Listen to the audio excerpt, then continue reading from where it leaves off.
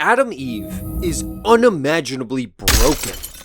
The creators of Invincible must have been smoking something when they crafted Eve's abilities, because they are so incredibly overpowered that it kind of breaks the series. You might not believe me because we usually just see Eve set up her stupid pink walls that are as brittle as glass. But trust me, this character is probably the top dog within the known Invincible universe. Don't worry, Donald, you'll always be number one in my heart. Eve is practically a combination of a Green Lantern and a genius alchemist from Full Metal with access to the Philosopher Stone. Her pink energy allows her flight and the ability to create anything she imagines. Shields, weapons, armor, and more. She can even change its properties or turn it into matter she already has knowledge of. This leads to her next ability, matter manipulation. As long as it has atoms and molecules, she can control and change it. Stop! I hear you say. She cannot manipulate the atoms of organic, sentient, living beings. As of now, yeah, you're right. The only organic beings she can manipulate are non-sentient, like plants. Ooh, that's a big nerf. It's not like every other physical substance in existence is made out of atoms that she can manipulate. Oh, wait. The entire world is her playpen. Nearly everything within existence is at the beck and call of her abilities. You know when someone in Avatar fights against an earthbender that they have to be wary of the ground because it can easily be used against them? Now imagine having to be wary of the ground, the air you breathe, water nearby, the weapons you hold, the food you ate earlier, and even the clothes you wear. It all contains atoms. How do you escape that? Even if you manage to get Eve somewhere like space, she's already capable of producing anything she wants with her powers. Surely she has some sort of weakness or limitation, right? Well, not really. We've seen her multiple times use her abilities at quite a large range, meaning she doesn't even have to be that close to use her powers. While overusing her abilities can exhaust her, it takes a while for her to get to that point.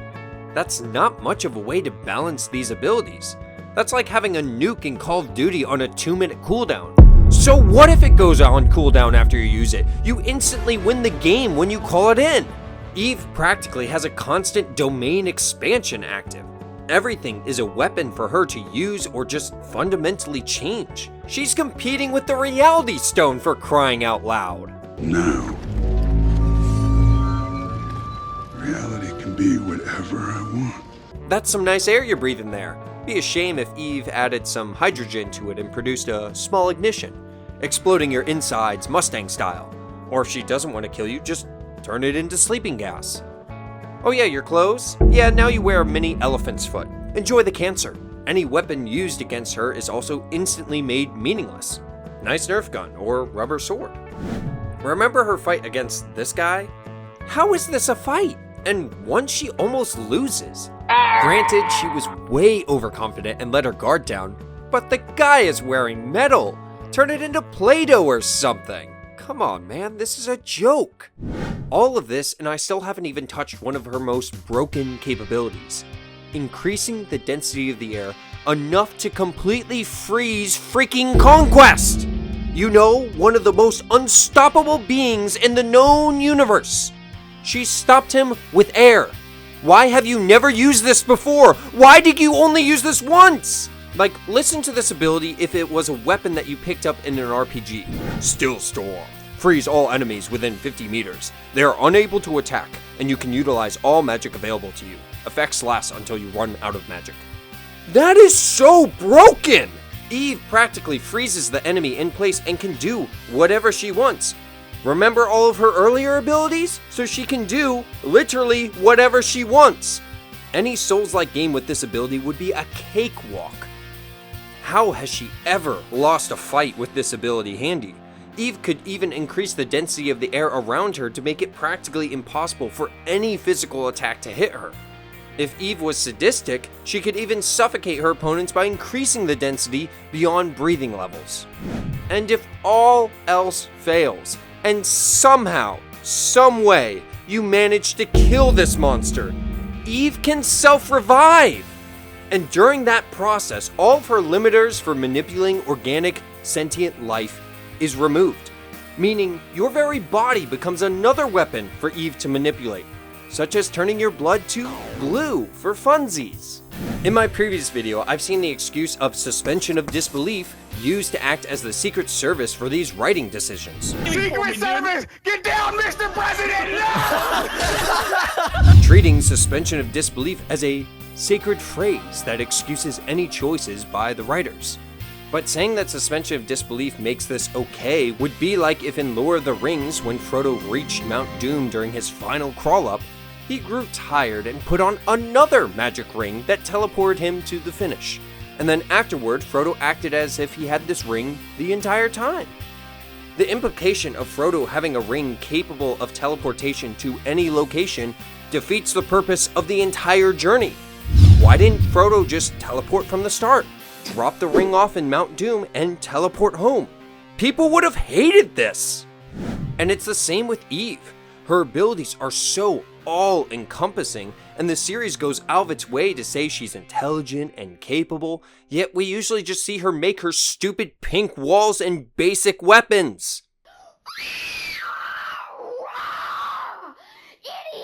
Is your imagination so narrow? Are you so incompetent with your abilities? This would be different if the situation was like Okuyasu from JoJo's Bizarre Adventure. Not trying to say this is the poster child of consistency. Honestly, JoJo is super inconsistent, but Okuyasu works. He has an ability called, which is able to completely remove space, basically deleting things from reality. But it's balanced out by Okuyasu being an idiot. He never fully utilizes his abilities because he's dumb. And it works. We don't have to question why he did or didn't do something, because he's dumb. Eve does not get this luxury because she is intelligent and actively exploring her abilities. We've even seen how easily her abilities come to her, and she has some kind of sense for what objects are made of just by seeing or interacting with them from her special episode. Why have so few parameters been placed on Eve? I don't even have to look deep into her abilities to understand that nothing she faces besides a Viltrumite should really be any issue at all. This isn't suspension of disbelief. This is stupidity. Eve is capable of so much, yet uses only about 1% of her abilities. It's like if Iron Man suited up for a fight, but didn't fly there, and instead ran, and when he got on location, just used boxing techniques. Everyone would question why he's wasting his billion-dollar suit not using his flight, shields, lasers, missiles, and his other advanced technology. This is basic stuff, not nitpicking like questioning how it's feasibly possible for a human to have the equivalent of a nuclear reactor resting in their chest and somehow being able to function. We accept that Tony has made technology for that, even though in the back of our head we know that's impossible currently. But no one would accept Tony fighting without using any of his suit's primary capabilities. That's just dumb writing. And that's how I see the situation with Eve. It's just poorly written. She's a cool character and her abilities are awesome. But without any clear limitations, she breaks the suspension of disbelief this series is trying to set up. She's a writing tool, only capable of what the author wants her to be at the current situation, rather than an actual character with agency, showcasing consistency in her abilities and competence. Even with how powerful this series has established Viltrumites to be, Eve's power set could absolutely dwarf them. She can completely halt their movements, nullifying them as a threat.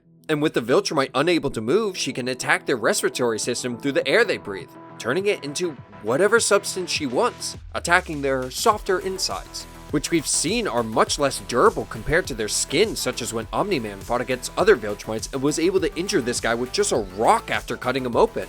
And if she really wants to get creative, she can craft material that we've seen capable of injuring Viltrumites, such as the dagger, Angstром's drones, Battle Beast's axe, or any of the other weapons that other villains have used to injure Mark, especially Season 3 onward where he's comparable to other Viltrumites.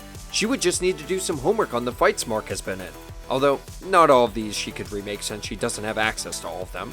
She can focus her attacks on weak points such as the eyes, ears, and nose, and if that doesn't work, is there anything stopping her from, well, splitting atoms within the inside of their body? I know Viltrumites are tough, but a nuclear blast from within will probably give them some trouble. And since we don't know the limitations of Eve's power, there's not really a reason to assume she couldn't split atoms as easily as she manipulates them. And if she's in her awakened state, the chances of a Viltrumite surviving an encounter with her drop even more, because now their entire being is a weapon for her to use. She could strip apart their atoms and watch as they turn to dust endgame style, turn their vascular system into silly string, their brain into a lump of lead, wipe their memory like she did to those government workers, or anything else that comes to mind. Reality is hers to change. Just being really strong and fast doesn't do much to stand up to that, unless you catch her off guard. But then she just revives. Sweet mother of mercy, this character is so overpowered. So yeah, that's about it. Let me know your thoughts down below. Thanks for watching, and I'll catch you next time.